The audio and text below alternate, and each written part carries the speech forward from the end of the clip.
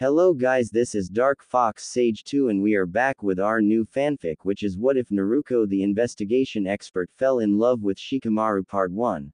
And if you enjoy this fanfic, then please press the like button and please subscribe to the channel. It motivates me to upload more fanfic like these for you all. Now let's start the fanfiction. October 10th, surely a worse day never existed for this one subject under Kami's ruling. Nope.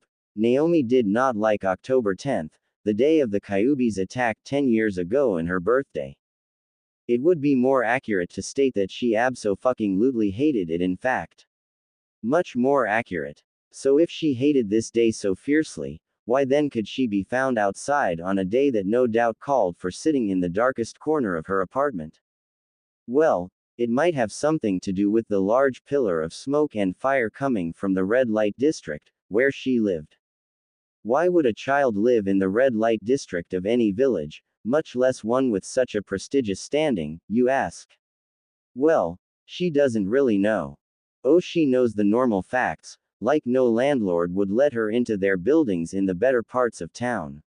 She also knew that tiny apartment with barely any rooms was all she could afford on her measly stipend.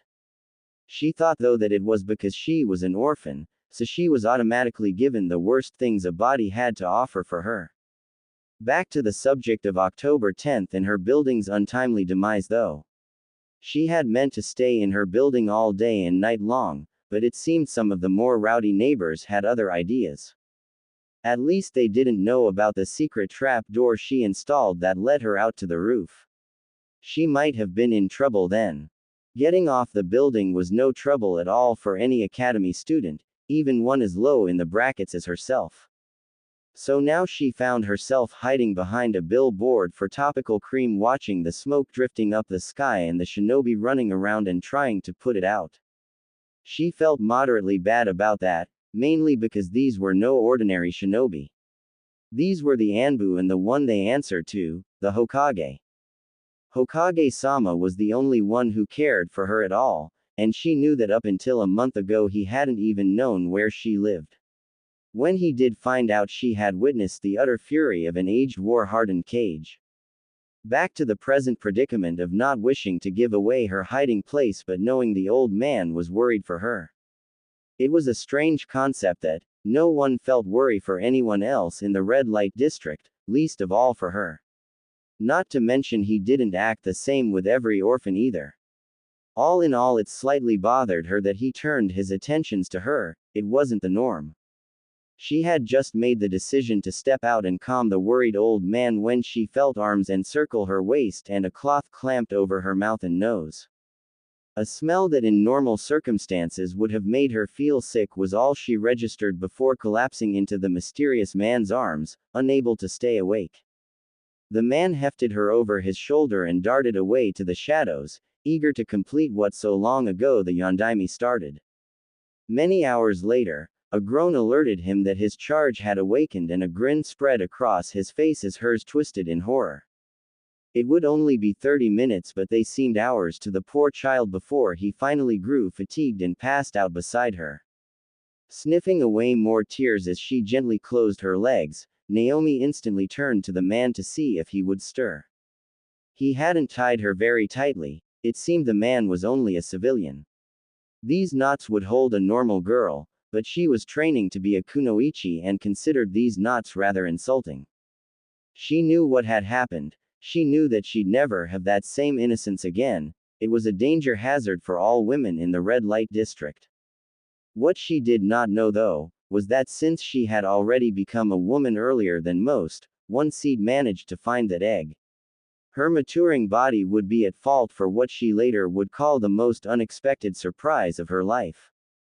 She limped away from the man and briefly looked back, unsure what to do about him. Wasn't she supposed to call the police or something? After the Uchiha massacre though, Anbu had been called in to deal with these kinds of situations. What was more, unless the Sandaime set specific guidelines, the Anbu hardly treated her with anything bordering decency. In the end she turned away and limped as best she could up the stairs, happy to see moving around seemed to ease the pain somewhat. Meanwhile, Hiruzen sighed in relief as he saw through his orb the young girl carefully easing out of an old shed she must have used as shelter. He would need to do something about her lodgings, but for now he watched her trek to the academy to start another day on her quest for his hat. Perhaps he could lose some money where she would find it. Naomi Uzumaki got to class earlier than her classmates, but she saw this as a blessing and settled down at her desk and slipped into a slumber unhindered by nightmares. When she awoke again, it was to find that two fangirls, Ino and Sakura, were again fighting for the seat next to Sasuke Uchiha, the last survivor of the massacre. Fidgeting slightly in her seat, she turned her thoughts away from Konoha's history and to more important matters. She would no doubt have more difficulty finding a new apartment now that hers had burned down. After all, what landlord wants that risk? She also had no money with which to rent one, or food, or extra clothing for that matter. Slumping slightly at the thought of sleeping in an alley tonight, she attempted to turn her attention to trap setting. Normally this would be enough to drive her out of any civilian-induced funk, but today she just couldn't make herself get lost in the ins and outs of pulleys and trip wires. Not even the possibility of pranks or ramen made her crack a smile that day. Strangely enough, she found a small fortune outside after the final bell, seemingly dropped by a careless citizen. She would normally try asking if anyone had dropped it, but chose not to as a smell wafted to her nose. Ichiraku ramen after a long 2 days of no food would do wonders for her spirits, surely. After eating what may very well have been her weight in noodles, she went back to the district and started what she feared would be a fruitless search for an apartment. She started at the most rundown apartment she could find, and amazingly enough struck gold. As it seemed, the landlady was willing to sell the admittedly tiny complex for just the amount in her little bag. The lady relinquished the papers and when questioned said she was moving from Konoha because she couldn't make a decent business anymore due to her age. Instantly realizing this woman had been a corner girl, Naomi didn't ask any more questions and only signed on the dotted line as directed. Good luck, Gaki. The old woman sighed as she hefted a last bag onto her cart and slapped the reins onto the horse's backside. Naomi hesitantly waved a farewell before going inside to inspect her new property. Least I don't have to pay rent anymore. She mumbled, content with this turn of events. Who knew she'd get not one apartment, but the whole complex for the low price of 500,000 yen. She even still had enough left over to afford instant ramen until she got her next stipend. Settling down into the landlady's office, as she now had to live there since she owned the building, she decided to practice her new jutsu. After all, henge jutsu sounded really cool and Kawarimi had saved her life already once. If she used henge, maybe people wouldn't overcharge her for things. Unknown to all but herself, this started what would aid her in taking care of the little bundle of surprises that she unwittingly carried. The following 2 years would give birth to the best infiltration, demolition, trap, stealth kunoichi to have ever graced the hallowed halls of the academy. Naomi, meanwhile, had just finished the final touches on a henge she was rather passionate about. She was curious about what she would look like as an adult, and so with a little tweaking, made what she would laughingly dub the Waroke no Jutsu, with clothing. I still look like me, but maybe if I change the hair, eyes, and the birthmarks. She muttered in a determined fashion. Struck by inspiration, she made the seals again and when the smoke cleared, there stood a red-haired woman with sea-green eyes and unblemished features. She would, many years later, learn that she had just transformed into the spitting image of her mother.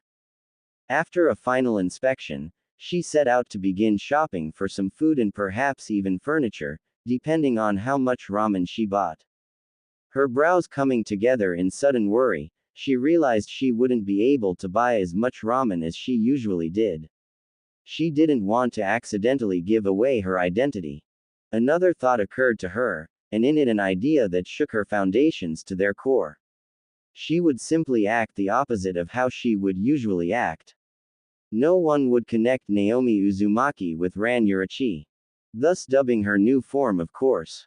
She stepped into the grocery store and was startled to be greeted by a smile and a welcome. Smiling in what she hoped looked a kindly fashion, she quickly moved to the aisles. She bought 5 instant ramens, some eggs, milk, and a jug of orange juice. After all, she didn't want to blow her cover, and she knew how to make scrambled eggs anyway, so it was a win-win situation in her mind. Hello, miss. Running a few errands. The cashier made small talk. Oh, hi, Ran answered demurely, trying to act like that girl with the funny white eyes in her class. Excuse me for being rude, miss, but are you pregnant? The question caught her by surprise and unbidden, a blush covered her face. What gave you such an idea? She asked him. Ma, I've always had this weird sixth sense that lets me know when a woman is pregnant for some reason. From your look, I'd guess it wouldn't be an absurd theory. The man chuckled as he finished ringing up her items. Ran was startled at the prices. They were so low. She knew she was overcharged, but she didn't think it was by such a large margin. Well, I don't think I'm pregnant, but maybe I'll take this just in case. She had noticed them sitting nearby in the medicine aisle, and after hearing that man's prediction, she thought it would be better safe than sorry. He winked and rung that up as well before bidding her a good day. She didn't drop the henge, choosing instead to try and get a little experience in the nods of acknowledgement she was receiving. She'd have to be a really good actress to make this work after all. She unlocked the front door of the apartment building when she was stopped by a voice. Excuse me, is Rukia-san here? A young man asked her. She remembered Rukia being the name of the old woman. I'm afraid she's not. I recently bought the entire building actually. She said as politely as she could manage. Well then I guess I have to talk to you. The young man said pleasantly. You see, I need a new apartment. She nodded hesitantly and led him inside her office. At least she knew about getting and giving apartments from when she first bought them.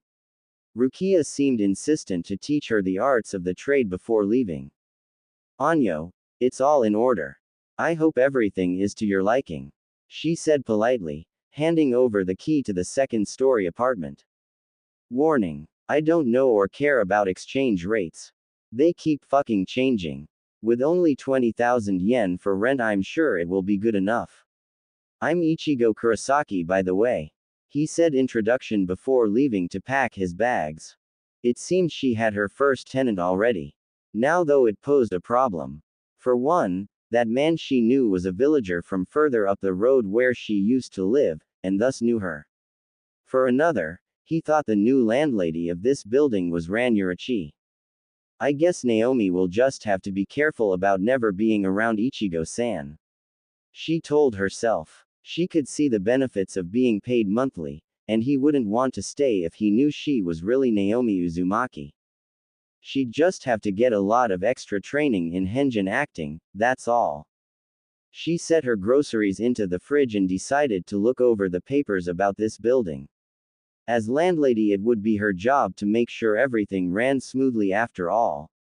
She smiled to herself, rather enjoying her newfound job. If the shinobi thing didn't work out, at least she could still make a living as a landlady. She was rather disheartened to learn that the electricity would need repairs, but everything else seemed in working condition, if in need of a few upgrades. She'd just have to save up. According to the little chart in her new little office, electricity repairs would cost about 50,000 for the entire building. It works, it just doesn't work all the time. She muttered to herself. If I wait, it will take 3 months before I have enough to repair it. If I get an after-school job though, then maybe I could do it sooner. She considered. It sounded like a good plan. She'd work on it tomorrow. For now though, she was tired from keeping up the henge all day and decided to eat and go to sleep early tonight. Tomorrow would be a big day. The pregnancy test would lay forgotten for a few weeks yet. 1 month later, Naomi groaned upon awakening and rushed to the bathroom that joined with her bedroom. Thank goodness for small kindness, for if the bathroom were any further away she would have had a mess to clean up and no doubt would be late for class. Why do I keep getting sick? She groaned aloud after emptying yesterday's dinner into the toilet. She moaned about the taste in her mouth and rinsed it out before catching sight of herself in the mirror. Was it just her, or did the chest of her night shirt seem a little tighter for some reason?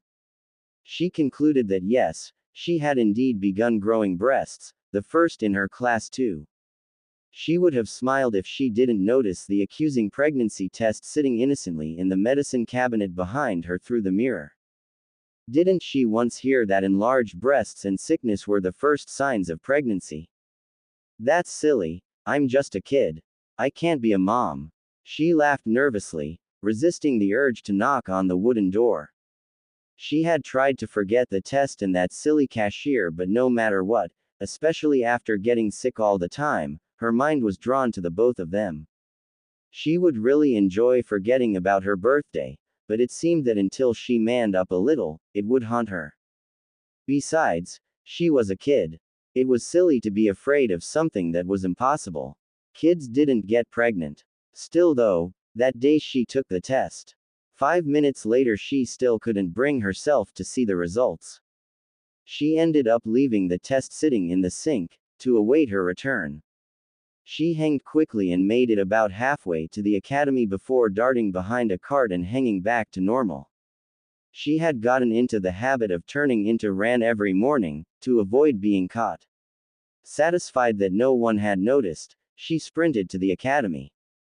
Naruko was just calling attendance when she burst through the open window. I'm here, she shouted, a grin plastered to her face despite her stomach's attempts to complete a figure 8 inside her. I see that, Naomi, sit down.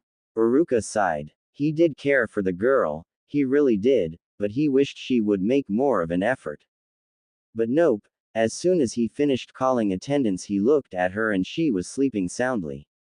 Also, did her face look slightly green? He shook his head to make himself focus before throwing the usual eraser at her head. The thunk was very satisfying. An hour later Naomi again felt that nauseous feeling again. The one that meant either she get to a toilet, or get sick all over her desk. She tried to hold it back, since she knew she would get in trouble and accused of faking if she asked to go to the bathroom. It didn't work. Naruko was just getting into the Nadime's reign when she lost a hold of the apple she'd scarfed down for breakfast all over the aisle. Naomi, are you sick? Naruko knew he shouldn't have ignored her coloration. His teacher instincts were screaming obscenities at him for his cruelness of marking the girl tardy when it wasn't her fault since she was ill. Naomi finished chucking and groaned, thumping her head onto the desk and trying to pretend she couldn't taste the foul taste in her mouth. Come on, school nurse. She didn't fight very hard while Naruko instructed Mizuki to get the janitor to clean the mess up while he took her to the nurse. Why did you come to school if you were sick? He questioned her gently as they walked down the hall. I get in trouble enough for skipping. She pointed out. It's not skipping if there's a valid reason behind it. He argued. He paused while the girl groaned again and clutched her stomach. Curse this stupid virus that wouldn't go away. Come on, just a bit farther. He urged her. Naomi sniffed and nodded, following him as best she could while holding her stomach as though trying to stop it from bursting out of her belly. The nurse muttered something under her breath suspiciously like, "Demon girl," before taking her temperature and everything. She looked confused at the results for a moment before performing the test again, with a different thermometer. Well, she doesn't have a temperature, but her blood pressure is a little low. She told Naruko. Other than that, she appears healthy enough. The nurse finished. She should probably go home though. Naruko nodded and took Naomi back to the class to get her things before escorting her home. After all, what if she collapsed on the way home? You live in the red light district? Naruko asked, a small blush on his face when he saw a corner girl, or prostitute, waving at him in a provocative manner. She answered, leading him nervously to the apartment she owned, not that he knew that. Thanks for walking me, Naruko-sensei.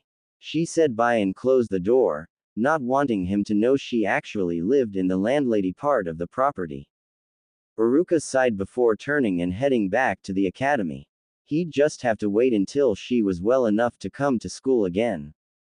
Once certain she was alone, she went straight to the bathroom. She had put it off for way too long, and since the nurse said she shouldn't be sick, that left one option she really didn't want to think about. An hour later, she roused herself from her stupor to hinge into Ran and answer the door. The little pink plus sign she shoved into the deepest part of her mind.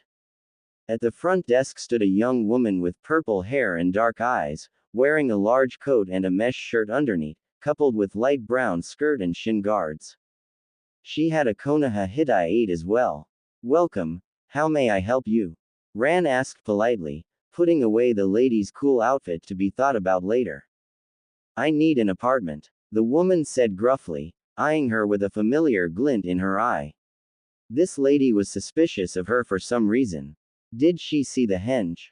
"All right, the rent is 20,000 every month. Hold on for a moment while I go get the papers," she said politely, leaving a surprised Anko Mitarashi to go and fetch the contract. Anko blinked at the woman before grinning. She thought for sure it would be at least 70,000 yen because of her reputation. Either this lady was new to Konoha or she was one of those open-minded smart people. Either way, she could get a new apartment since she came back from a mission to find hers burnt to the ground. "All right, I found them. Just sign the dotted line. You'll have apartment 103 if that's not too much trouble," Ran said upon re-entering.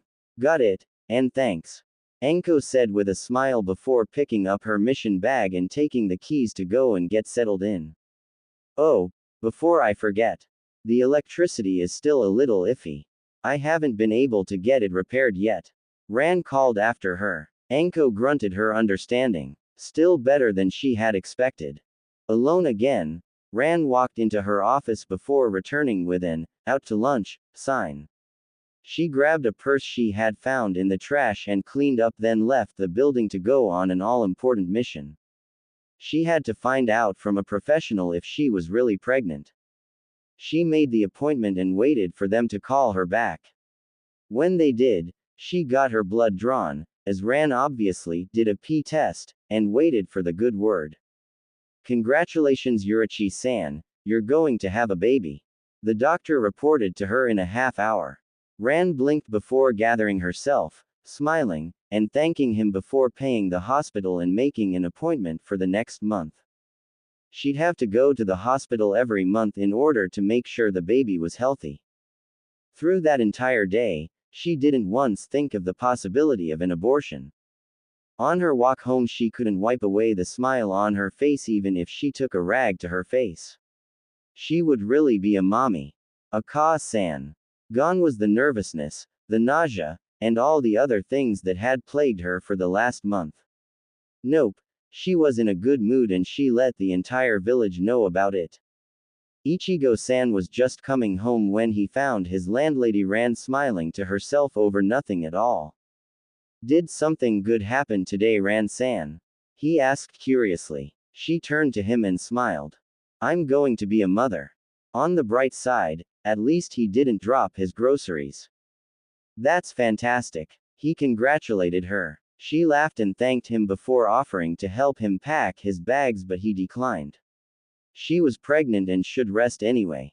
Naomi studied her reflection in the mirror.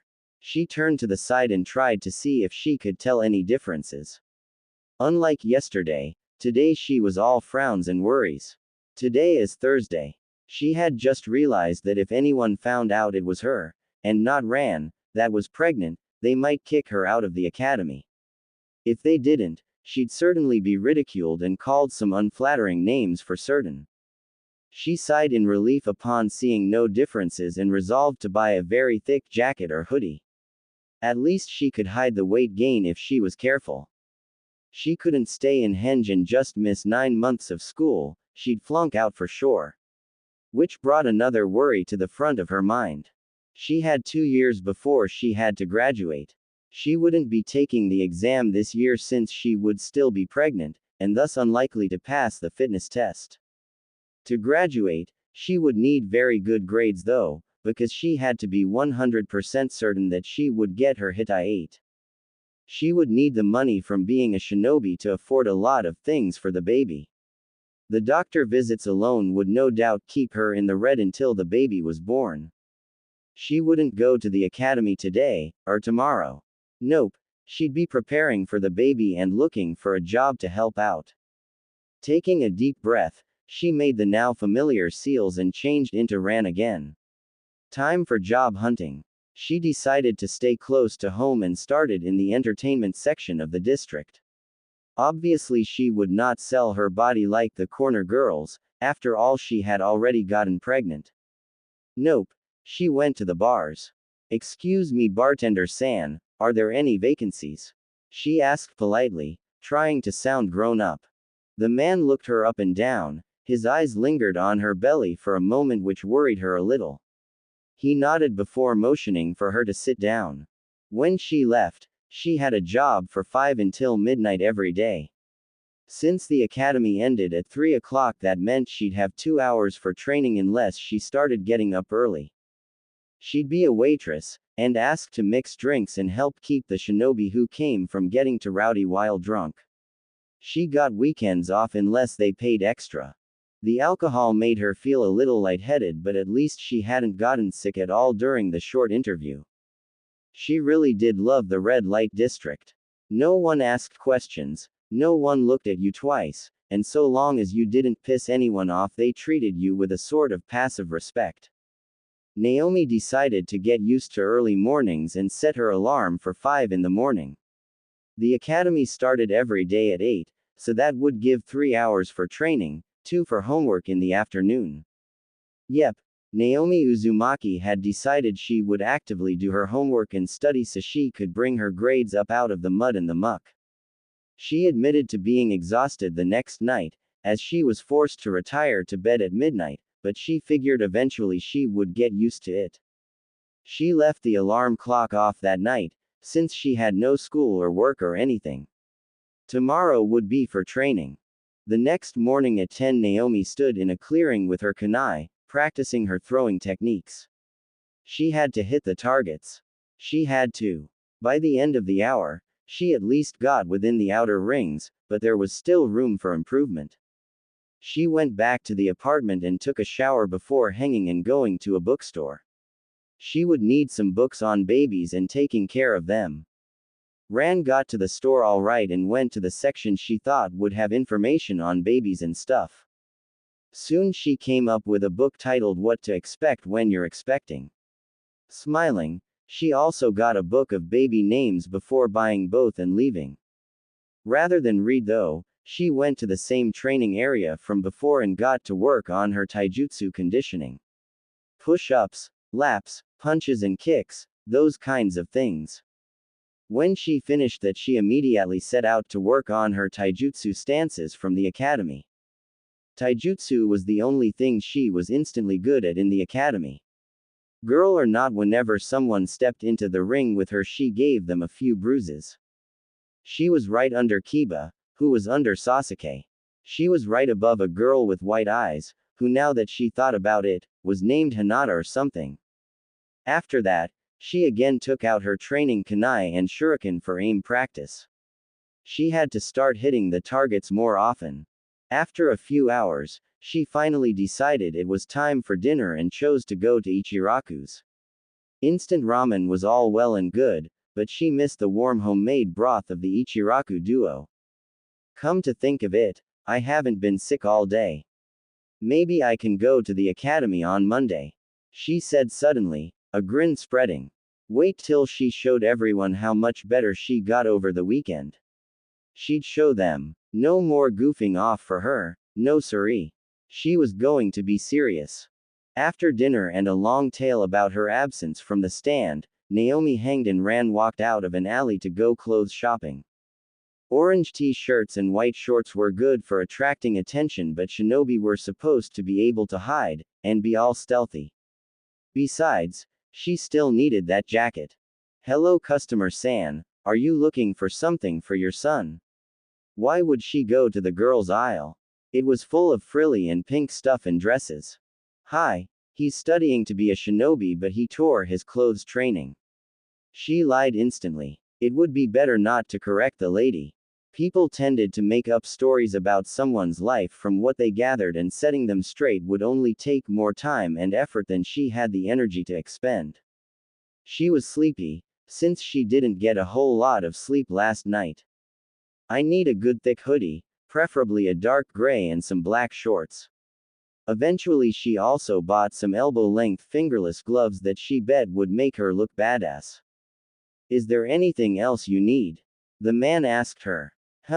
I think he mentioned something about practice equipment.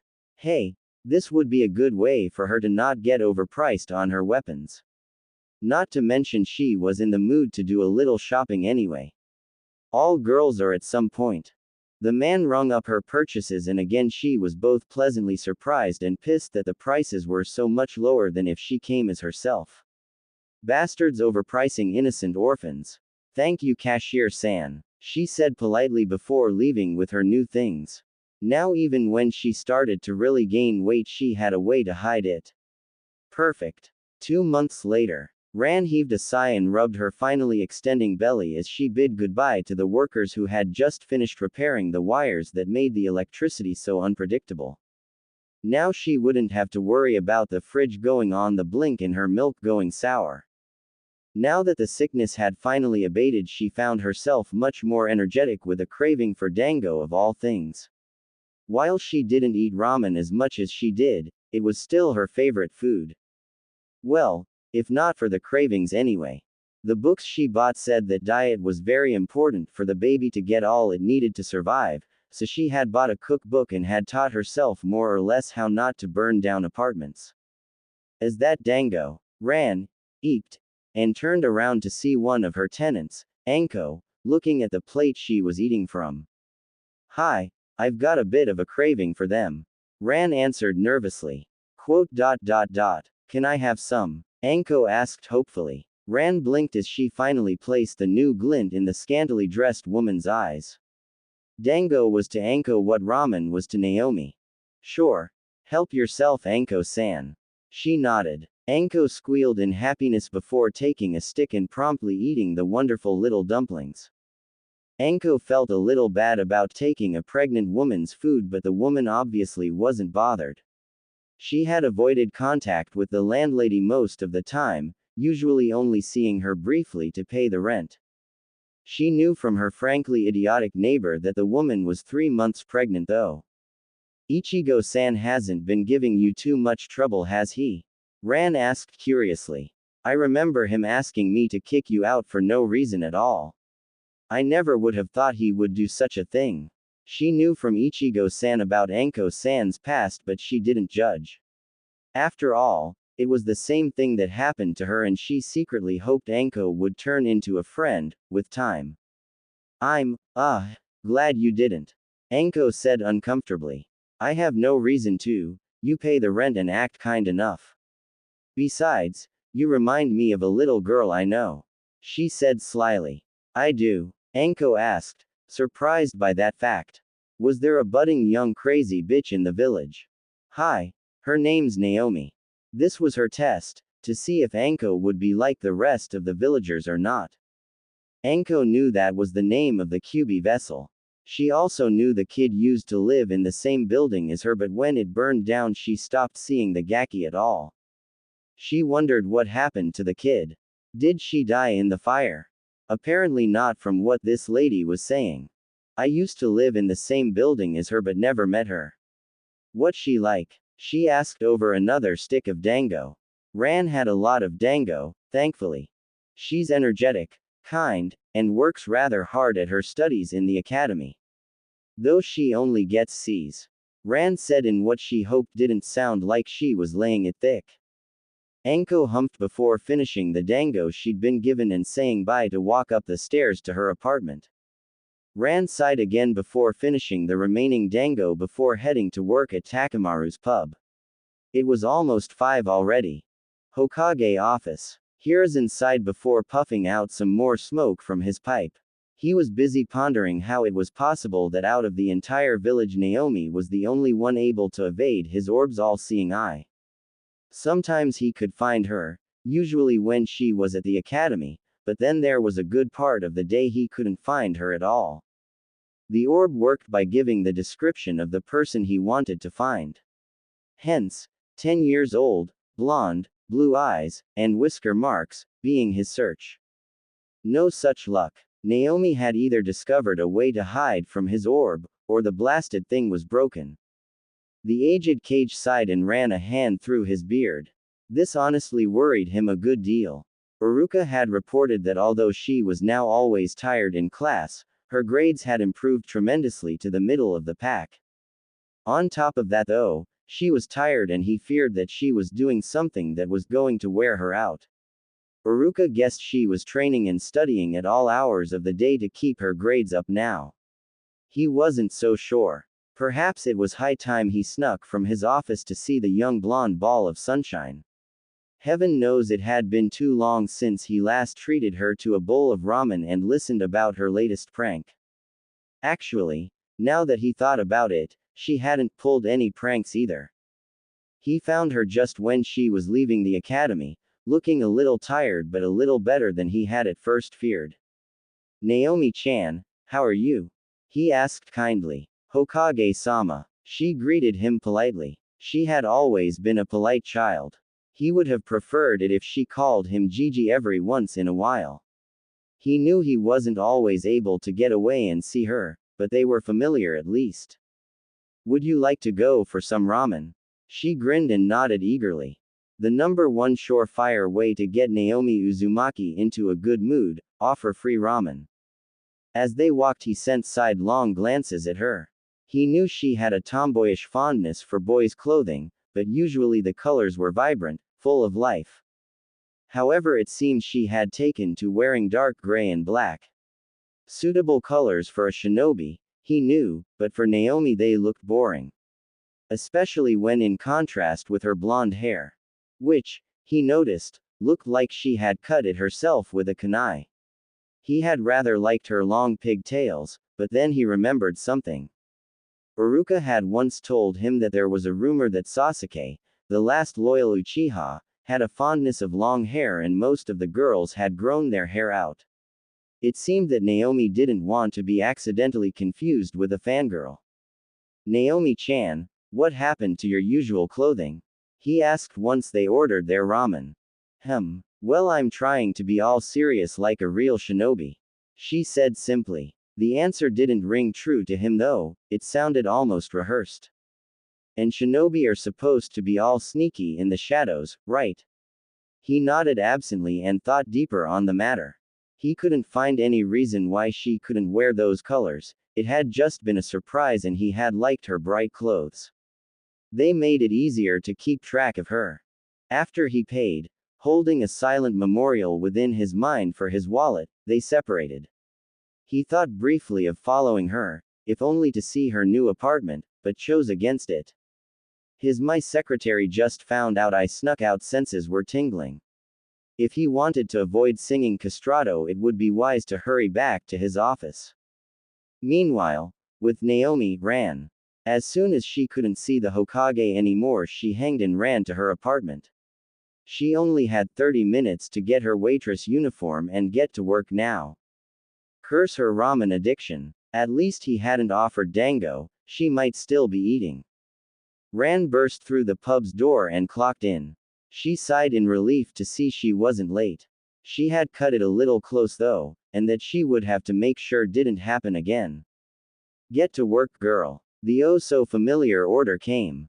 She chuckled and took her tray and little pad and pen to go and take orders. She listened to the music, and gave the dancing girls a quick nod before moving around the tables. Ran-chan, why don't you get up on those poles? The men jeered at her. She giggled coyly and wagged a finger in his direction.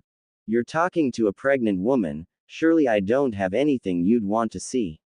She joked. It was a now familiar routine. Her uniform was simple enough. Obviously it was a little scanty, due to her place of work, but it was conservative enough for a pregnant lady. Takamaru had almost thrown a fit when he found out she was pregnant and immediately tossed this new uniform into her arms. It seemed he didn't want the customers to get any ideas. She finished her shift and clocked out, leaving the disappointed crowd behind on her walk home. As usual, she made it home safe and sound and crashed to sleep right away. The henge vanished, leaving an exhausted academy student. She slept for 5 hours before waking up and going through her morning routine. She had a doctor's appointment today. Normally she scheduled them for the weekend so she wouldn't miss class, but her doctor, Hiroshi, was going on vacation then. Today she'd be finding out if her baby was a boy or a girl. She hoped it was a boy personally. It felt like a boy. If it were a boy she'd name it Hikaru. Well, little man, let's get ready. She yawned, walking to the shower to clean away the muck of last night. As she went to the hospital, dressed in a comfortable kimono that was a little loose in the waist. Her heeled sandals were a dark blue. Her red hair she had done in a ponytail. All in all, one could hardly tell she was a pregnant 10-year-old. She was leaning back in the bed now, watching as Hiroshi-san moved the ultrasound monitor around, trying to get the baby into a position where they could see the gender. Ah, here we go. She looked at the screen but didn't see anything different. Just gray and dark gray blobs all over. It looks like a healthy baby boy, Yurichi-san. Hiroshi informed her. He took pictures and pointed out the male parts to her. All the time, she smiled and kept a single hand resting on her distended stomach. Arigato. She left the hospital carrying the pictures of her new baby boy. She couldn't wait to see what he looked like when he was born. Naomi lay on her couch, having chosen to take the day off from any training, and simply crashed on the couch after getting home. She was busy glaring at the clock on her wall at the moment.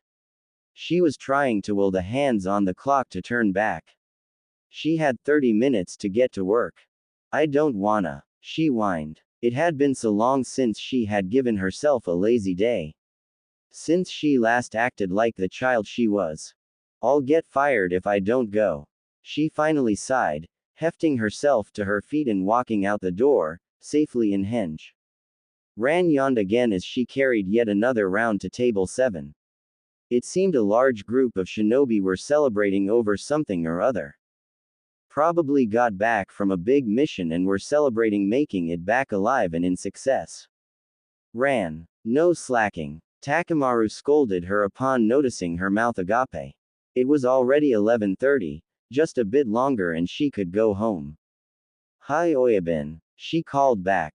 Oyabun, the honorable title of boss, which he insisted she call him for some strange reason.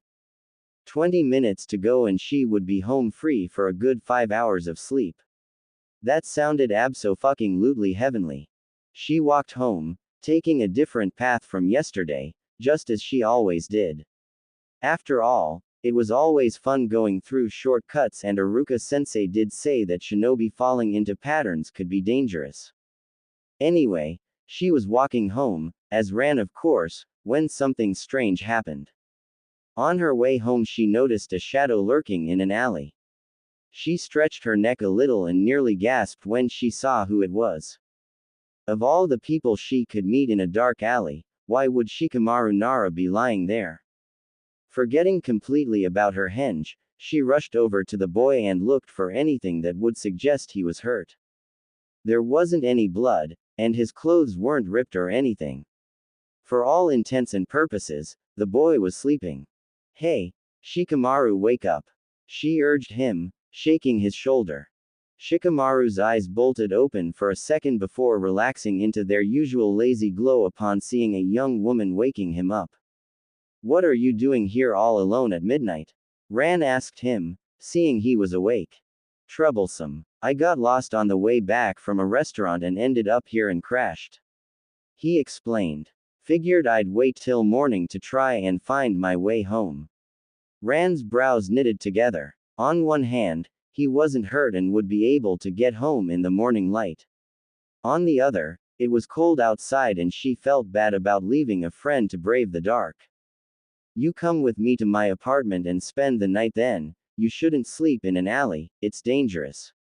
She told him. Shikamaru yawned, muttered another, troublesome, and complied. A bed would be better than the ground any day of the week. Ran saw how tired the Nara boy was and found herself wanting to carry him.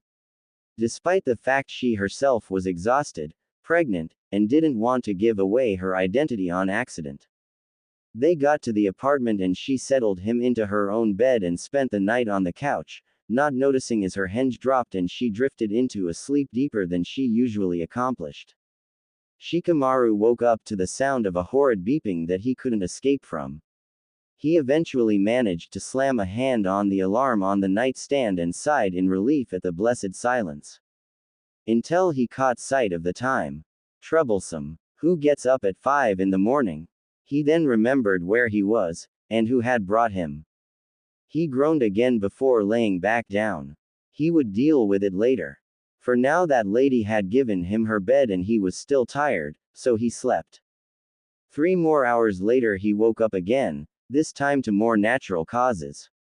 Those troublesome birds outside the window were being too loud. He sighed before deciding he should get up and see how the lady was doing. He felt a little troublesome for taking her bed last night. He walked outside the room and stumbled into the living room. He jumped in surprise when he saw his classmate and friend, Naomi, laying down on the cushions of the couch. She was tired, she was snoring, and she was wearing the same clothing as the woman from last night. And she appeared to have put on a little weight. Hey, Naomi, what are you doing here? He sighed again when she didn't wake up and began to shake her. This was so troublesome. Naomi eeped when she woke up, something she found she did a lot when startled. Shikamaru's mind was worrying and he didn't like the conclusions he was drawing up. Sometimes, always, being a genius sucked. Ran-san lets me stay here. She's really nice. She lent me her clothes cause mine were all dirty. His first instinct was to accept the explanation. After all, short of inventing a new physical version of the henge jutsu, there was no other explanation. Unfortunately for both of them, he was very good at detecting lies. Naomi, why not start at the beginning? This is troublesome, but I want to know. Her smile faded slowly and her eyes widened considerably. He was convinced something had happened to his sometimes running buddy now, and his troublesome brain couldn't get away from the subject of her apparent weight gain. You'll tell, she protested, pouting fiercely. Shikamaru inwardly sighed and muttered something about troublesome women. What if I promise I won't? He offered. If it was something directly harmful to her, he knew it was his duty to tell an adult, but he wasn't stupid. He knew that a lot of things must have been happening to Naomi for her to live in the red light district. How do I know you'll keep your promises? She asked him in turn. Because having you come at me with a grudge during sparring at the academy is too troublesome. She nodded at his point but couldn't help but feel sick to her stomach at the thought of telling anyone. She wanted to be a ninja, damn it. They'd kick her out if word got out. Naomi, I swear on both my clan name and ancestors' pride that I will not tell another living soul what you are about to tell me, troublesome girl. Naomi for a minute could only gasp in surprise. Since she had started forcing herself to pay attention in school, she knew swearing on one's clan and family was serious. On my birthday, I got raped by some douchebag. A month later, the day I got sick in class, I manned up and took a pregnancy test. Yeah. He really hated his troublesome brain. It was always so troublesome when he was right. Ran is actually me in disguise, a henge to run this apartment to get paid by the people who live here and get an after-school job. He frowned again, trying to discern the lie. Henges aren't solid. Naomi, henges aren't solid. You should know better than try to fool someone like that. He had sworn on his clan honor and she still lied to him. Hey. I'm not lying. What do you mean they aren't solid? Mine have always been solid. Watch. Her hands came together and Ran popped up again, still wearing the uniform. Shikamaru's eyes narrowed and he gingerly poked the stomach of the transformation. His eyebrows shot up to his hairline when his hands didn't pass through it harmlessly. Naomi Uzumaki doesn't lie when she says she won't. Ran said, sticking a tongue out at the now shorter boy. Naomi, henges aren't meant to be solid. When she didn't understand, he hanged into another ran. She poked him in the chest, but her hand phased right through. Whoa, weird. He made her dispel her henge and redo it so he could watch her. The signs were exactly the same, no matter what angle he looked from. How is that possible? He was normally very lazy, as all Nara men were, but they were also all geniuses. To come across something that so clearly made a mockery of everything he knew and confused the heck out of him so much was frustrating. Meanwhile, Naomi had been telling him everything that she'd been doing since her birthday. Shikamaru winced when he remembered that. Being raped had to be the worst birthday present ever, even more so since she was an orphan and the guy was still on the loose. But if anyone finds out I'm pregnant, they won't let me be a shinobi. They'll kick me out of the academy. Which explained her reluctance to tell him all of this. He knew they weren't particularly close, but they were familiar at least. Have you thought about what you're going to do after it's born? He was rather curious to see what she'd do about that actually. Babies required constant care and she couldn't take care of the baby at the academy. Couldn't bring the baby with her either. From the look on her face, obviously she hadn't. What was worse was that now that he knew so much of the situation, he felt inclined to help. What kind of troublesome situations were he being dragged into? He did some quick calculations in his head. He knew now that her birthday was October 10th, that meant the baby would be born in July, about midway. That would be during the summer, so the baby would be almost 2 months before the academy started again. Old enough to be dropped at the nursery from around 7 until 7. Then there was also the problem about the henge. Apparently, anyone who knew about the pregnancy thought it was Ran who was pregnant, and Ran was only a very advanced henge. The question was if Naomi would be able to keep the henge up during labor, and for how long. He asked her if she knew how long she could keep up the henge normally, and she stated that she could keep it up for 7 hours at least but had never pressed farther than that. That was better than he'd expected and explained why she was out as Ran at midnight. Although he still didn't know why she woke up at 5. Naomi, do you go to doctor appointments? He knew that pregnant women had to go to the doctor at least once a month to make sure the baby was okay. He also knew that during these appointments blood was often drawn and ultrasounds used. When she nodded, it opened up some possibilities. I have an idea, but we need more information on your henge and what it can do. That is when they remembered that, unlike Naomi, Shikamaru had a family. A family that was probably worried sick that he had never come home. A family with a very lazy but smart Junin commander and nagging mother. I'm screwed. He groaned. His mother would kill him. He had never made it home last night. Hey Shikamaru, what if I took you home as Ran? The solution was so simple, yet so sweet. The henge couldn't easily be disrupted, from what he knew, and hard to detect since he knew at least one shinobi lived in this building and didn't know. It's the least I can do to repay you for your help. Naomi decided, already making the all too familiar hand signs. Ran changed from her work clothes and put on a green kimono before they headed out. Shikamaru was amazed when he saw how her personality seemed to do a 180 when they stepped into the lobby. Suddenly, Ran was kind, sweet, and quiet. Not troublesome at all and more than happy to help a little lost boy get home. Nay, Shikamaru, how did you get lost anyway? She wanted to ask how he ended up in the red light district since she knew that there were no restaurants in it that let in kids on a regular basis. I was actually trying to get my dad to come home from a bar but got turned around. Ah, that made more sense. The red light district could be confusing for an outsider, especially at night. Not 5 seconds after knocking, an imposing woman answered the door. Ran noted that Shikamaru didn't look much like her except for the bone structure. Shikamaru-chan. Ran was completely bypassed by Yoshino darting forward and pulling her son into a hug. Please come in so I can thank you for bringing my son home safely. Yoshino insisted, having assured herself that Shikamaru hadn't been hurt or caught cold. Well, I found him late last night on my way home from work and took him home with me. Ran explained over tea. Shikamaru was positively stupefied by her act but admitted he was relieved. Naomi was not the kind of girl who his mother got along with, but he wouldn't be surprised to find Ran being invited over for dinner in the near future. I sent him to find his father. I was so worried when his father came home and saying that he never saw him. I thought he'd been hurt. Yoshino sniffled loudly. Ran briefly wondered how she would feel if her future son didn't come home one day. She just as quickly crushed the very idea. The red light district can be dangerous for children. I myself am a little worried about bringing my son there.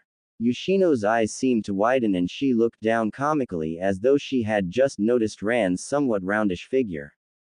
How far along are you? Yoshino asked excitedly. 13 weeks actually. I only last week learned he's a boy. Ran answered, more subdued but obviously happy. You live in the red light district. Forgive me for being blunt, but are you married? Ran blushed and she lowered her head slightly before shaking. I was going to be married, but he left. Yoshino cooed sympathetically and comforted the distraught-looking redhead. Shikamaru found himself fighting the urge to gag and wondered if his mother would notice should he leave the room. Do you make enough to support yourself and the child? The Nara woman asked. I should. On top of my job as a waitress, I also own an apartment complex, which brings in extra money.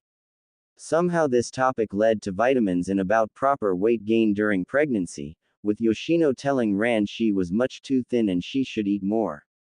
Which somehow brought the topic to Yoshino running upstairs and bringing down Shikamaru's old baby things. I couldn't possibly. Ran protested when she saw the beautiful, sea blue bassinet. Shikamaru was dying of embarrassment, even though logically he knew it was really just Naomi. I insist. Besides, these are just collecting dust in the attic. When Yoshino finally managed to wear Ran down, he was drafted to help move everything. His father came home just as they were about to leave and in turn Yoshino drafted him as well. What will it feel like when the baby starts to kick? Does it hurt? Yoshino had forbidden Ran from carrying anything but a diaper bag. She was now taking this opportunity to speak with Yoshino-san about the pregnancy to lay some of her worries to rest. Only nearing the end, the rest of the time it just feels like butterflies in your stomach. The older woman assured her. Shikaku had come home to find his wife befriending an obviously pregnant woman. He knew the minute his gaze landed on her that she was still early in pregnancy, probably late first trimester or early second. He also instantly knew he'd be seeing a lot of the young woman. Yoshino loved children, especially little children, especially when she had a chance to know the mother during pregnancy. His son was strangely quiet, but he figured he would be too. No doubt before Yoshino even had the idea for this furniture move, the two women had been talking about pregnancy and possibly some of Shikamaru's quirks as an infant. He would be as quiet as possible too if their situations were reversed. But since they weren't reversed, he was free to mutter the Nara favorite word as much as he liked since his wife was too busy to smack him. He cast a lazy eye over the apartment they had entered and found it surprisingly clean. Ran didn't seem the type to pay for a maid, so it was likely she did the cleaning herself. He was also surprised to see Anko Mitarashi, who seemed to be waiting for Ran's arrival. Anko-san, I hope you weren't waiting for me. Ran cried immediately, stepping forward. Huh, oh, no I wasn't. I just wanted to talk to you about my rent for when I leave on extended missions. Anko assured the woman. Ever since their talk, Anko had discreetly made an effort to get to know Ran more. In return, Ran had taken to smiling bigger and speaking a little louder in the dango-loving woman's presence. So Nara, what are you doing here? Anko asked the shinobi standing and holding a bassinet. Shikaku groaned, knowing this little meeting would be known halfway around the village by lunchtime. Yoshino-san was kind enough to give me her son's old things. I think she's even more excited I'm having a boy than I am. Ran joked good-naturedly. After explaining about how Ran had found Shikamaru last night, Anko offered to help set the stuff up and let Ran sit down for a bit. Ran wondered if she should be offended that everyone seemed to think she needed to rest every 5 minutes, no matter if she really was tired from the long walk. Despite her wish to take a short nap, Ran made sure to stay awake. She didn't want to even try keeping the henge up in her sleep, especially with so many people in her apartment. So when Shikamaru came to get her and tell her they'd finished setting up everything in the nursery, she was up and ready to go. On a whim, she had painted the room with blues and greens and browns just 2 weeks ago, before she even knew it was a boy. She found she was actually a pretty good painter too, which was a small bonus. She was glad she had now. The bassinet and changing station matched it perfectly. "It's wonderful, Yoshino-san." She thanked the woman again. She couldn't believe anyone was willing to give her these things. She thought for sure she'd have to buy some herself. "Shikaku-san, Anko-san, Shikamaru-kun, thank you as well for helping me." She bowed respectfully. The Nara family left after getting her to agree to dinner that weekend, leaving Ran and Anko alone. Ran sighed tiredly and sat on her couch, facing the TV she never even used. "If you want, I could make a dango run," Anko offered charitably. Ran jumped at the offer and handed the woman some money to pay for it all, stating that it was only right since Anko helped set everything up. Ran groaned aloud exactly 3 minutes after Anko left and when she was sure no one was around. She dropped the henge and immediately began rubbing her ankles. She usually didn't carry things heavier than a tray of drinks when in henge, and then only for a couple minutes. Who knew it could so exhausting? Obviously henge and work are going to be something I train on for a while. Which reminded Naomi that she hadn't gone to the academy that day.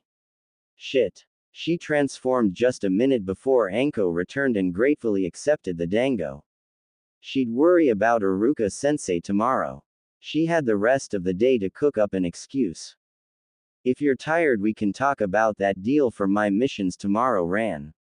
Anko suggested. She could see that Ran was clearly exhausted, although the civilian did a pretty good job hiding it. "No, we may as well talk now, I'll only be tired again tomorrow." Wasn't that the truth? Being pregnant was exhausting. She was always tired. Something that she had no understanding of, before the world tipped itself to one side. "Well, I've recently passed the Tokubetsu Junin exams, which means that I've made it into the elite. However, the elite also take more important missions." Anko was unused to having to explain such things, but Ran was only a civilian and wouldn't understand otherwise. "These missions are higher ranked and can take longer to finish, sometimes over 3 months. I'll be leaving for a 3-month mission in 2 days and I need to make sure that my apartment doesn't get new locks while I'm gone." Anko knew by now that Ran was too nice to change the locks like that if she missed a payment, but missing 3 might be bad. Would you be able to pay when you got back?" Ran asked curiously. Anko did the math and knew that her little A rank would leave her with plenty of money to spare, even after paying for missed rent. "Yeah. So would that be an okay deal?" Ran nodded and the deal was finished over the remaining dango. Anko left to do whatever it is that new Tokubetsu Junin do in their free time, leaving Ran alone to revert back to Naomi and finally reclaim her bed. Anko considered herself very lucky to have found a woman like Ran as her landlady. Too many people judged her on her connection with Orochimaru and treated her poorly because of it. Ran knew about her past though, and even tried to befriend her. If anybody were asked if they thought Anko and a civilian woman could get along, the answer would have been a resounding no. Here they were though, civilian and kunoichi and getting along just fine in the small amount of time Anko could spare. Anko even found herself leaving the forest of death earlier than normal to go to the bar Ran worked at and check up on her. She had come to think of Ran as a pseudo little sister. Someone she could watch out for and support and who had a streak of craziness but was always polite, unless angered. The night Anko had witnessed a drunk man grope Ran, she had seen that the woman obviously wasn't a helpless girl, like she'd first assumed. Nope. When the man grabbed her chest, Ran's eyes had narrowed, a smile had crept to her lips, and a hand had come down in arch that just happened to meet his face. That hit hadn't been a slap either, but a full-blown punch with decent strength, for a civilian woman. Anko had of course proceeded to make sure the man never thought of coming back to that particular bar again, but she knew Ran wouldn't be taken advantage of during her pregnancy at least. That she cared surprised her, that she didn't care that she cared made her curious.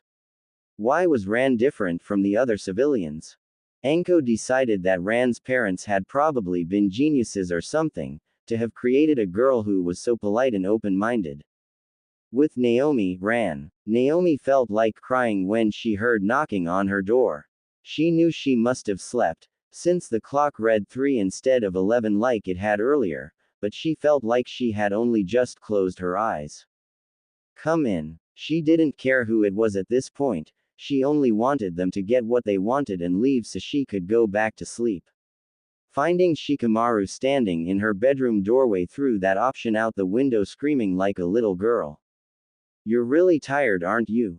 Naomi gave him her best scowl but knew its effect was lessened with half her face smooshed into the pillow.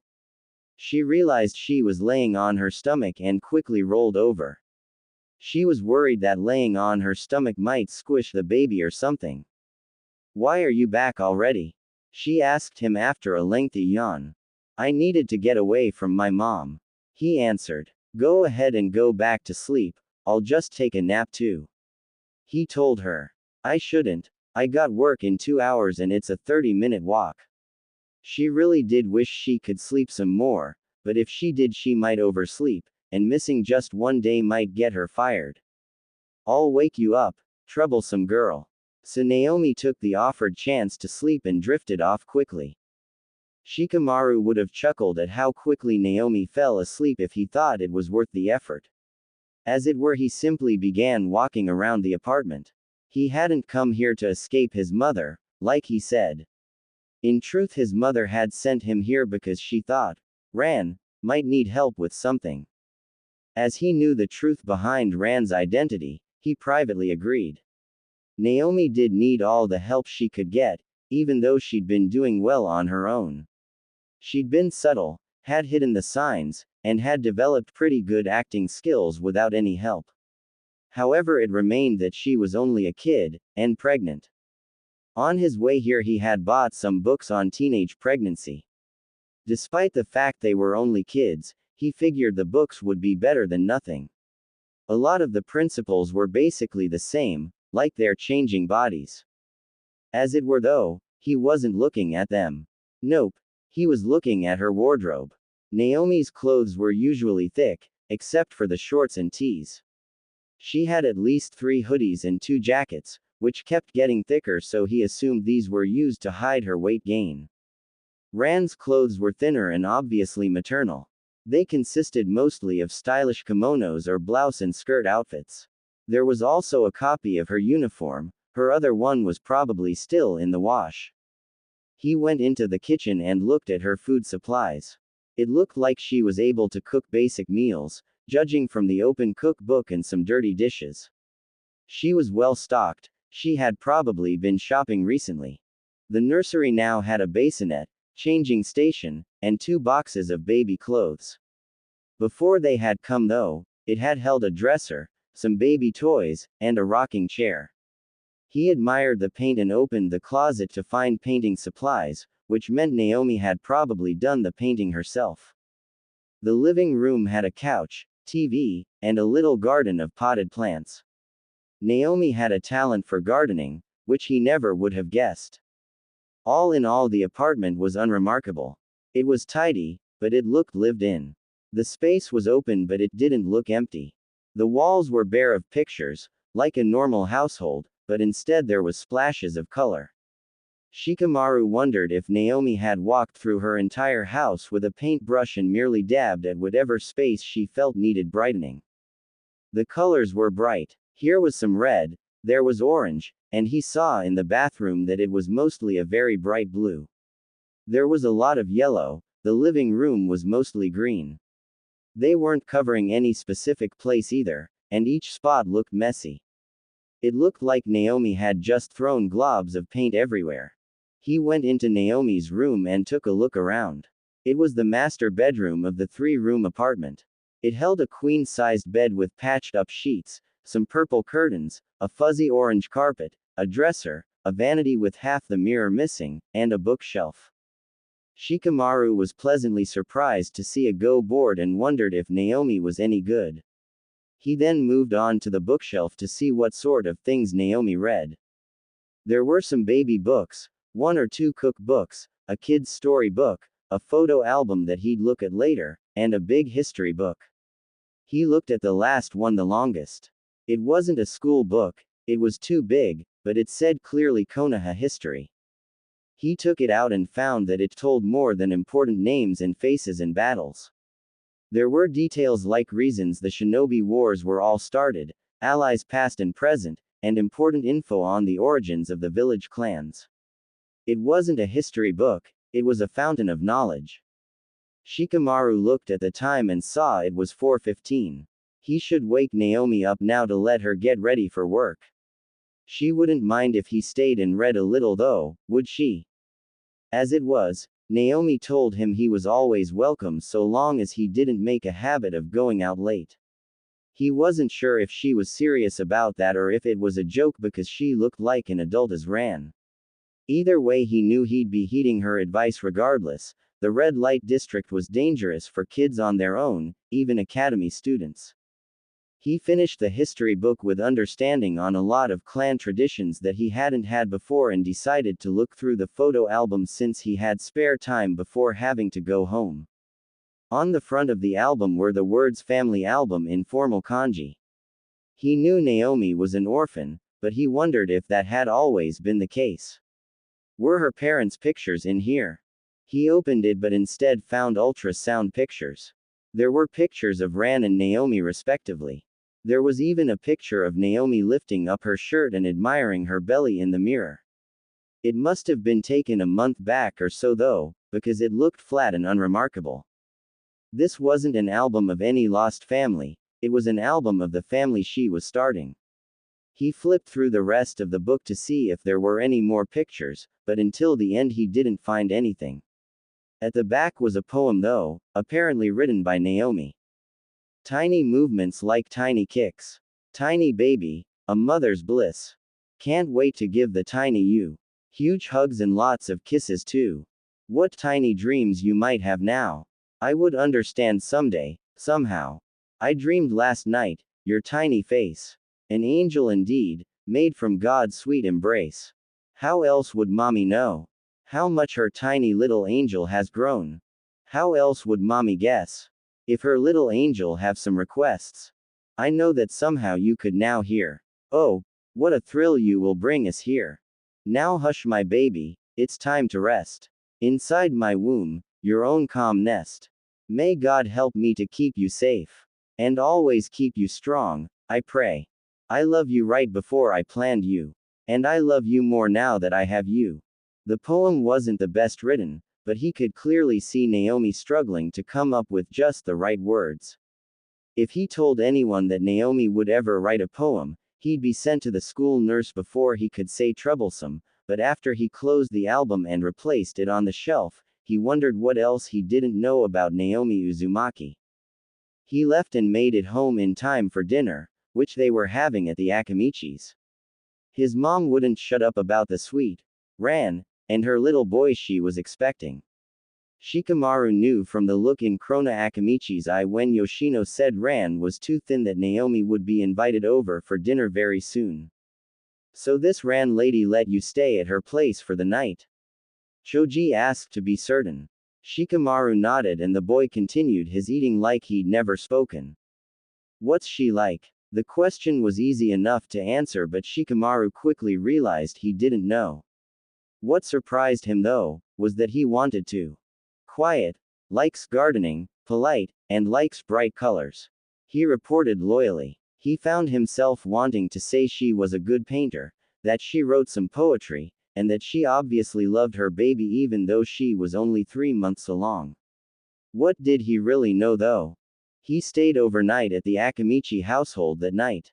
Krona eventually weaseled out of him that Ran had a craving for dango from what he'd observed before letting them go to bed. Hey Shika, you were pretty quiet, is something wrong? Choji asked from his side of the twin bed. Shikamaru opened his eyes to see his best friend looking at him. Nothing's wrong, he said honestly. Nothing was either. Naomi and the baby seemed healthy enough. Nothing had happened to him in the district. That crazy Junin woman hadn't tried to kill him. You didn't once look out the window at the clouds all through dinner. Shikamaru realized he'd have to work on his acting if he wanted to keep his promise to Naomi. Still, he found himself wanting to tell Choji, honor be damned. It was only Naomi's face when she'd asked him to promise not to tell that kept him quiet. I ran into Naomi today, she lives in the red light district. His friend's eyes widened, as though he'd just discovered the secret to the meaning of life. Choji seemed to accept his explanation and drifted off to sleep. Shikamaru took a little longer, but sleep couldn't evade Nara for long. Over the next few days a new routine was established. Naomi slowly started entwining herself into Shikamaru and Choji's lives, almost without even Shikamaru realizing what she was doing. He would need to ask to find out though. After school Shikamaru would inevitably find his way to her apartment, sometimes with Choji and sometimes not, helping with her homework. He would help her try and figure out the absolute limits of Naomi's henge, making her randomly transform into various people and objects. When he found out she could change into things much smaller and larger than her, he nearly had a field day with the number of uses that could have. As expected, an invitation from Yoshino to Ran to meet the Akamichi was delivered soon. That weekend she was invited over and they had dinner together comfortably. Shikamaru introduced Choji to Ran, Yoshino introduced her to Krona. Krona then began trying to make Ran eat her weight in food. Come now, you're much too thin for 3 months. Help yourself, there's plenty. Ran was again coerced into accepting another plate of food. At least they had finally made it to dessert and this plate had dango on it. Krona and Yoshino had never been ninja, thus they got along well with Ran. Come to think of it, Yuki Yamanaka had never been a ninja either. Ran wondered if she would be meeting Ino's mom soon. Okay, be honest, did you want a boy or a girl when you first found out? Yoshino asked. It was after dinner and everyone was sitting in the living room and unwinding. I immediately wanted a boy, but I do hope to have a girl later on. When I find the right guy. Which for Naomi, might be difficult. Especially as her having a kid couldn't stay a secret forever. Have you thought of names? Krona asked next, pouring some tea. I've already decided on the name Hikaru. Ran informed them. For a girl she wasn't so sure, but she liked the name Kuina. Eventually it grew late and Ran bid everyone goodbye. She wasn't aware that Krona had chosen to follow her to make sure she got home safely. Luckily, Ran saw the walk home after the long evening the perfect training exercise and didn't dispel her henge. She made it home, took a shower, and went to bed. She'd had a long Saturday and was ready for a nice long sleep. 3 months later, Naomi decided there wasn't enough hours in the day. She worked herself to the bone in the morning at 5 until 7:30, ate breakfast, then sat through the academy, then homework for 2 hours, then work from 5 till midnight.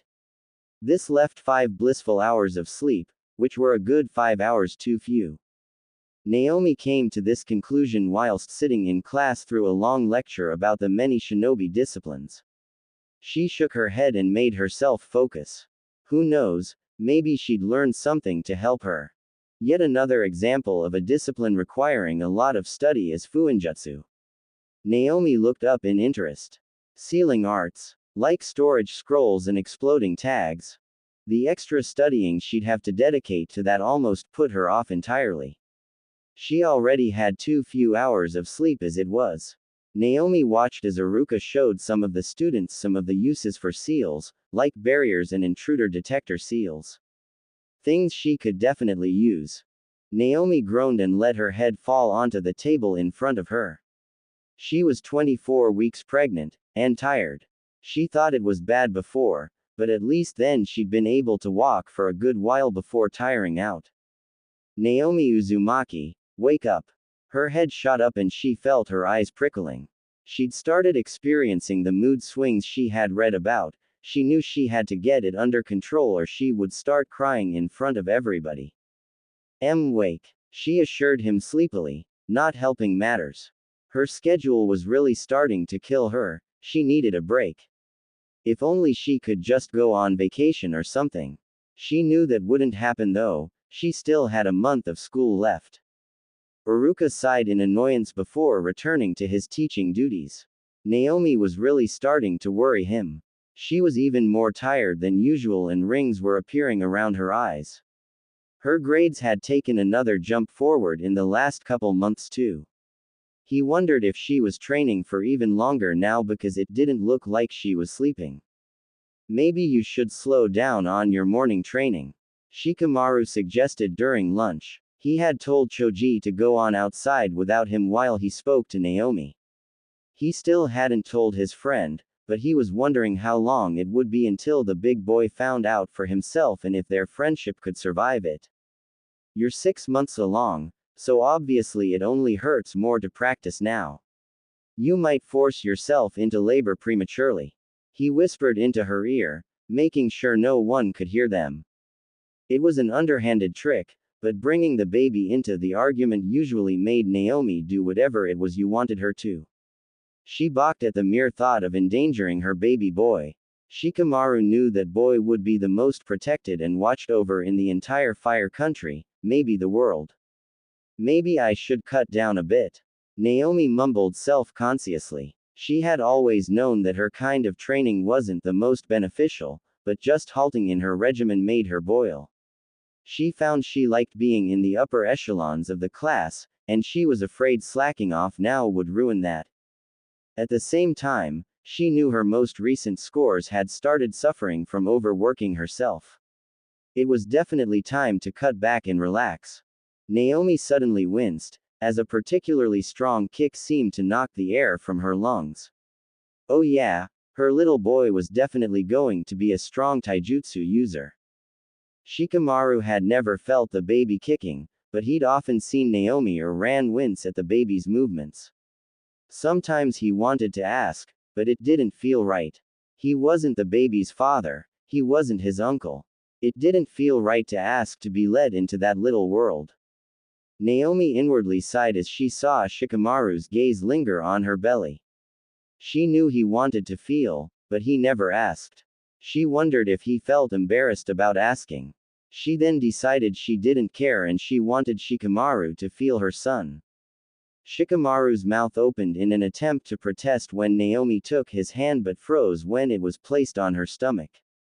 Naomi had lifted up the hoodie, leaving her belly covered in only a white tee and the bump clearly showing. Shikamaru tensed when he felt something flutter beneath his hand.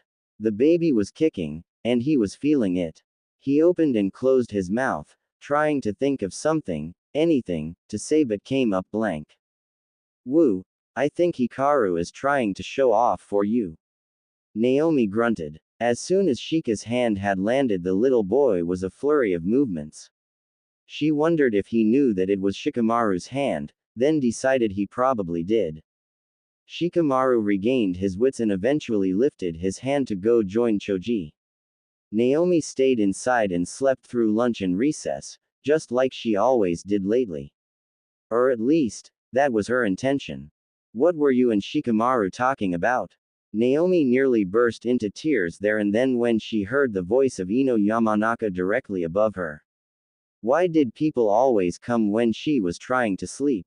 Did they enjoy tormenting her? Was it a conspiracy? Why wouldn't they let her sleep? He was in here an awful long time. Oh, and apparently Sakura was tagging along too. This day just kept getting better and better. And you've been acting weird for weeks now. Ino again, slightly louder and helping to nurture a headache Naomi hadn't noticed until then. Yeah, you finally decide to get serious and then you can't keep your eyes open in class. Sakura, even louder than Ino. They better not start a screeching contest right beside her or there would be hell to pay and she would demand currency in blood. So start spilling. Kami, kill me now. Naomi wished she could just sleep. She needed sleep. If she didn't get sleep soon one of the three of them wouldn't walk out of this room. Naomi had to almost physically stop herself for reaching for a training kunai when Sakura spoke again. You know you're only 10 years old, right? So you shouldn't be lifting up your shirt and letting him cop a feel. Naomi instantly lifted her head and gave the deadliest glare of her life. Sakura and Ino both backed a step and seemed to freeze, they couldn't even breathe. Naomi would later realize she had used killer intent for the first time in her life. That you would even suggest that makes me sick. She stood up, unable to just sit still with all this hormonal rage boiling inside her. Her son seemed to sense what was happening and she could swear she felt him curling deeper into her for protection. If I hear anything like that from you or anyone else in this academy, you know who I'll blame. Spread a rumor like that and expect hell. Now leave me the fuck alone so I can fucking sleep. Naomi, until now, had never soared at school. Sakura and Ino ran from her like the devil was at their heels. Instantly all her anger turned to fear. What if they told someone? What if she got into trouble for threatening them like that? What if Shikamaru had heard that? He might decide it was less troublesome to distance himself from her. Naomi sat down helplessly and shot a furtive glance at the clock on the wall. She still had 30 minutes before anyone came back from lunch. Naomi Uzumaki laid one hand on her stomach, stuffed a fist in her mouth, and cried. After running, Sakura and Ino sat in the shade of the building to try and shake away their lingering panic. Sakura and Ino both competed in book smarts and both realized they had just felt Rocky, something most genin never managed. I never meant to say that. Sakura knew she had crossed a line. Ino and her may have been rivals, but they both still came together when a juicy secret surfaced. When they witnessed a scene of what looked like Shikamaru feeling Naomi up through the window, they had immediately jumped to conclusions. This one being that the two were secretly dating. God, I feel so bad, she looked like she was going to cry. Ino hated it when people cried around her. It was part of the reason she had first befriended Sakura, because the pinkett was always crying. We jumped to conclusions. He was probably just looking at something in her lap. Sakura whimpered, remembering the utterly hateful look they had been on the receiving end of. She definitely hates us now. Ino wasn't sure how she felt about that. She knew many kids were jealous of her brilliant good looks, but she wasn't sure about people hating her. Naomi had every reason to hate her too. Both knew they had to go back in there for class. Both knew they had to apologize. Both knew it had to be done in front of the entire class if they wanted Naomi to know they meant it. Both dreaded it at the same time. They wished the bell would ring. Naomi was sitting in the same place, although her head was down and her tears dried. She hadn't lifted her head when she heard kids enter the class. She hadn't until she heard them whispering and practically felt them pointing at her. Hesitantly, she lifted her head to see Ino and Sakura standing in front of her desk. A surge of panic ripped through her and she knew that they were about to tell everyone about her threatening them. She'd get detention for so long she wouldn't remember what freedom tasted like. Naomi, we're sorry. Sakura stated it loudly for the whole class to hear. Naomi opened and closed her mouth before settling on putting a confused expression on her face. We shouldn't have said that about you. You didn't deserve it. Both girls bowed. Naomi knew from those silly diplomacy lessons that the girls would stay there until she acknowledged their apology. It's okay, I guess. I overreacted. I should have explained what you really saw. By now the entire class was confused. We want to make up for it, so we're taking you shopping. Naomi straightened up and instantly turned to her left, where Shikamaru was now looking at her. They both knew clothes shopping would mean changing rooms, which meant taking off her extremely thick hoodie. Well, I'd love to, but, I got a thing that I gotta do. With Shikamaru. She looked at him helplessly, unused the amount of attention she was getting. The only experience she had with something like this was with Yoshino, Krona, and Yuki, and that was when they knew she was pregnant. You do. Ino squealed. She knew those two were closer than they looked. Shikamaru thankfully took the cue to save Naomi's bacon. We were going out for ramen. He yawned, acting less than interested. I knew you two were dating. Naruko looked like he wanted to say something, probably tell them to sit down, but he was also interested in Naomi's strange behavior. Was her strange tiredness just a side effect of puberty? Naomi's blushing didn't help the whispers starting to spread. How did she get herself into this mess? Why was she blushing? What was worse, was that she found the idea of dating Shikamaru perfectly fine. We're not dating. It's just ramen. She never thought she would say such a thing about the holy noodles, but desperate times took desperate measures. Besides, Shikamaru looked like he liked the idea even less than she did. Oh really? So what exactly was he doing hovering over you during lunch? Ino asked coyly. Naomi invented new shades of red that would make Hinata jealous. He was, you see we were only, Help me out here Shika. She wanted to cry again. That's how much she was enjoying this. I only wanted to look at a book she had in her lap. Shikamaru said lamely, feeling about the same as her. Out of the corner of his eye he saw Choji trying to hold in his Snickers. The traitor. Shori. We completely understand Shikamaru. You were just looking at a book, something Naomi's never touched willingly. Ino purred. She loved teasing people and Naomi and Shika were such good targets.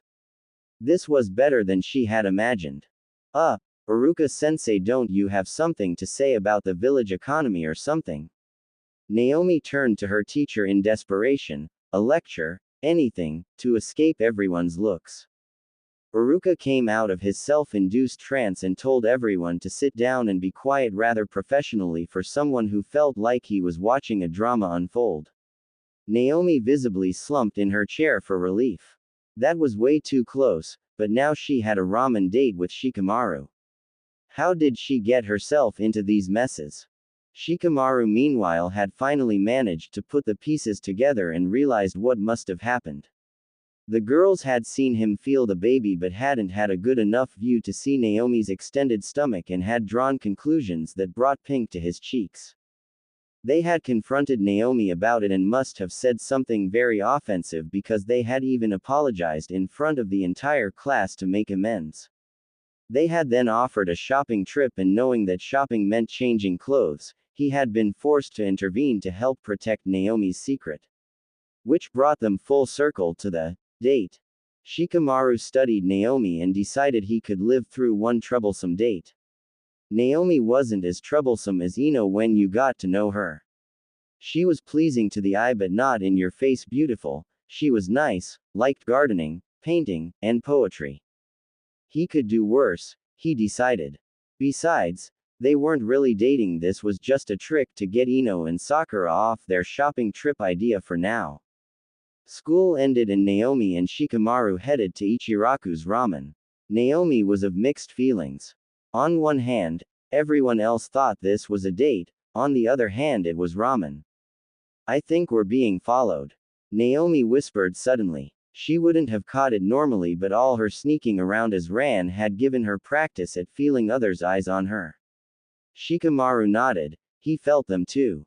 It seemed Ino and Sakura wanted to watch their little date. We're going to have to play along. Shikamaru whispered back. They didn't want their bluff being called and all. You've been cultivating a Lavatera plant haven't you? You said they aren't native to this climate, so how is it going? He asked louder, just enough so their audience could hear. Pretty good actually. I've just begun pruning it and the shoots are sprouting like mad.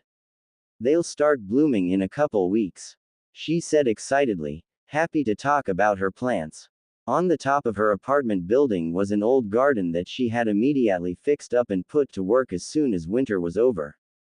She loved doing her homework around a multitude of flowers. You know Ino's parents own a flower shop, you should go there sometime.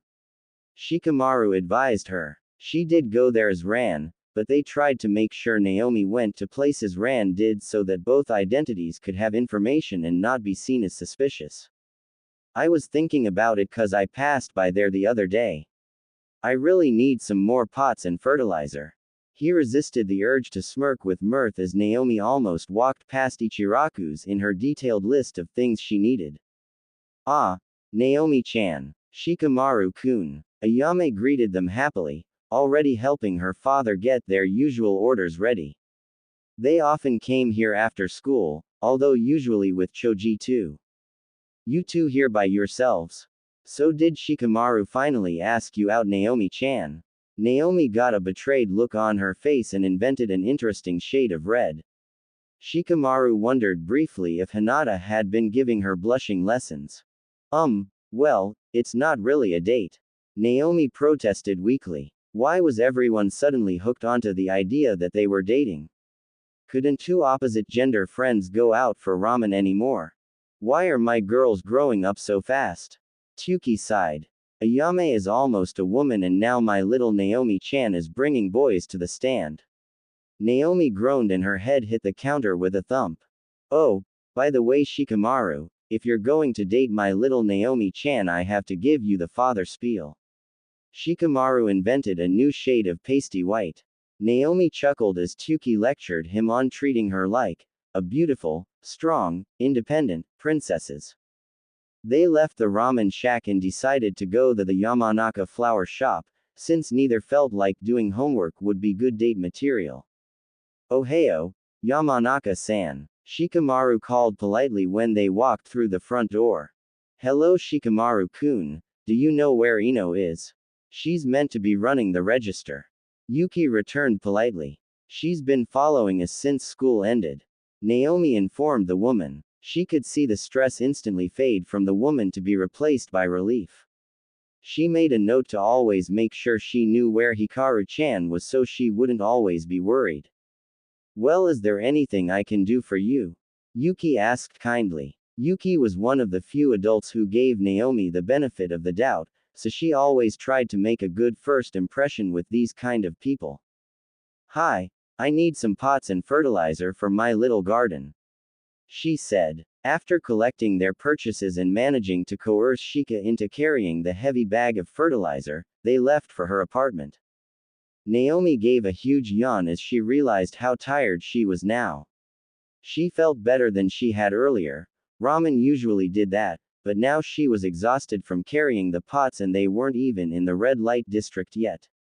Want to take a break? Shikamaru asked her, nodding his head in direction of the park they were approaching. Yeah, but only for a little while. I got work in an hour.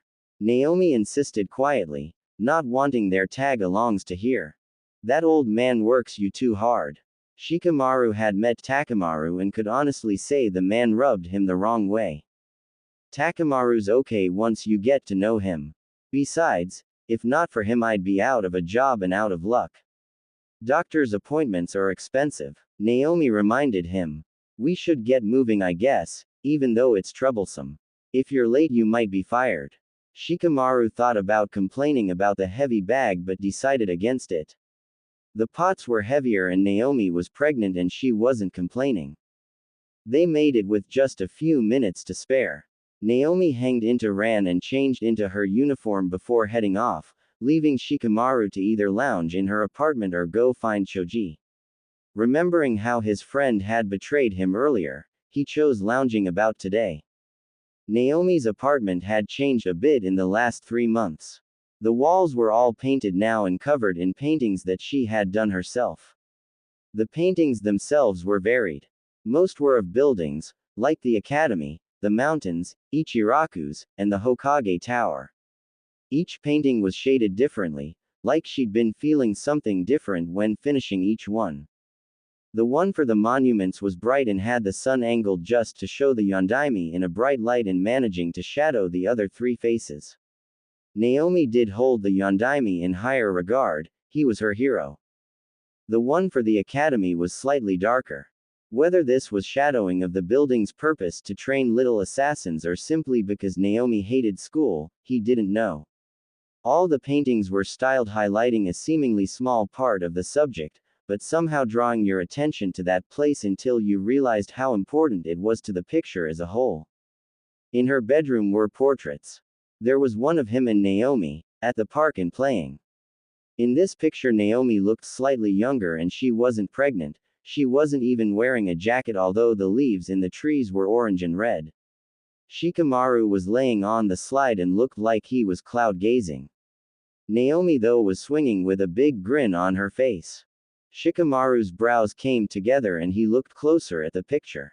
In the background, hidden from immediate view, were the monument heads.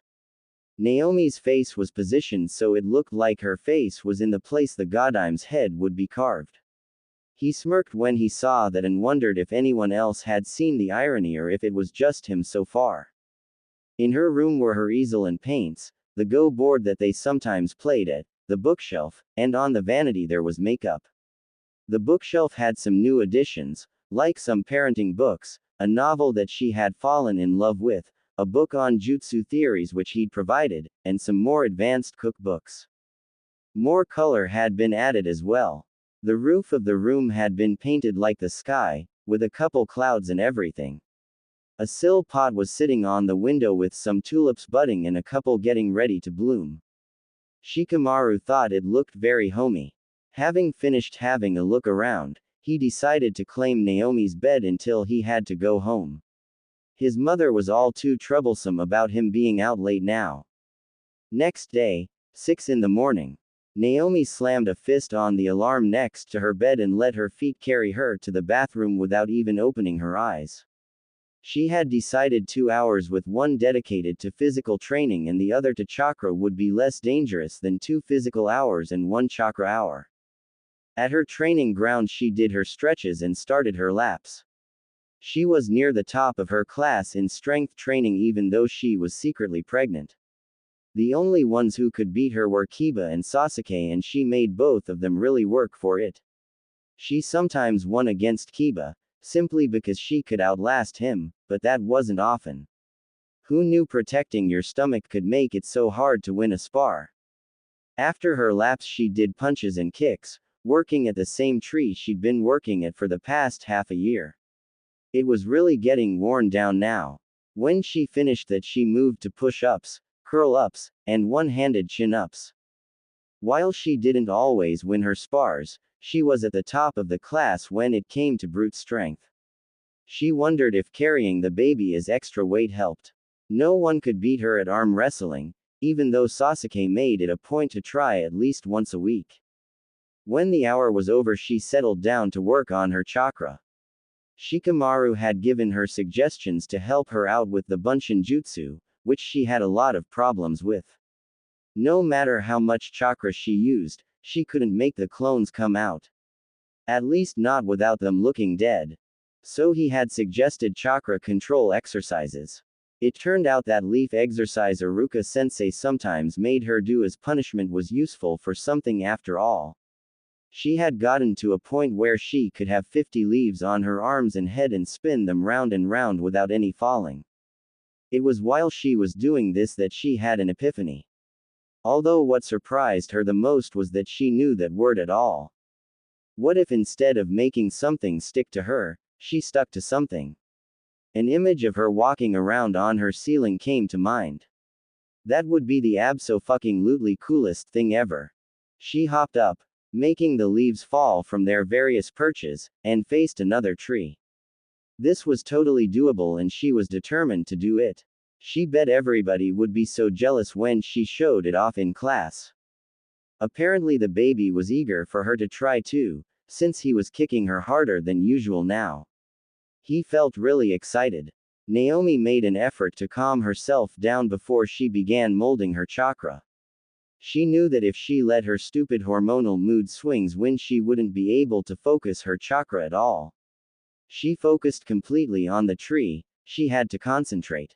Naomi opened her eyes and put one foot on the tree. It stuck. She added her other foot, a little higher than the first, and was fully horizontal. Pushing away the thoughts of possibly hurting the baby by falling, she took another step forward. She was shaky and she sometimes slipped a little, but overall she thought she had done pretty well for a first time. She did fall a couple times, but she always made sure to land in a way the baby wouldn't be accidentally hurt. She grabbed an apple from home before heading to the academy, her mind abuzz with possibilities. During class they again spoke briefly about fuinjutsu and its many uses. Yondaime-sama had been a fuinjutsu master. Of course, this made her want to study it even more, but she simply didn't have the time. It would have to wait until she had a slightly less busy schedule. Working a good 19 hours a day didn't leave much free time. Now then, it's time for sparring. Let's go to the dojo. Naomi smiled when she heard that. She loved sparring. Being able to learn by beating on people and being beaten on, there was nothing better. Today she was put with Hinata as a partner. She thought Hinata was kind of weird cause she was so quiet, but she guessed she was shy. After all, she had Ran be quiet and shy too, and Hinata and Ran acted pretty much the same. Naomi's academy taijutsu sucked, but she didn't really use it. She let her body move on instinct, letting each blow slide into the next as she pivoted back and forth against her opponent. This method worked pretty well with Kiba and Sasuke, who preferred head-on taijutsu like her. Against Hinata though she changed tactics. Hinata was smaller than her and not as strong, however she used her clan taijutsu the Jiyuken. With it Hinata could completely shut her down with just a few hits, and getting hit with little needles of chakra hurt. What was worse was that Hinata liked aiming for the stomach. So whenever Naomi fought her, she made sure to keep out of reach to try and tire the Hyuga heiress out. She'd go in for a hit if she thought she could, but she tended to stay moving as much as possible. Especially since she knew the Byakugan could see through things, which meant Hinata might see the baby. She knew that all living things had chakra, and she knew that even babies inside their moms' tummies had chakra, which meant the Byakugan could see them. Whenever she fought with Hinata she made sure to try and channel chakra to augment her moves. Not only did this make her faster and stronger, but it distracted Hinata from looking too closely at her torso. The fight ended quickly enough when Naomi got behind Hinata and kicked her off balance before sitting down on her. In that position it was difficult at best to get any leverage to displace your opponent. Winner, Naomi Uzumaki. Iruka announced after seeing Hinata couldn't displace her. Shikamaru as usual forfeited his match against some nameless student. He never even tried, even though she knew he was decent at the taijutsu. He was just too lazy and called it troublesome.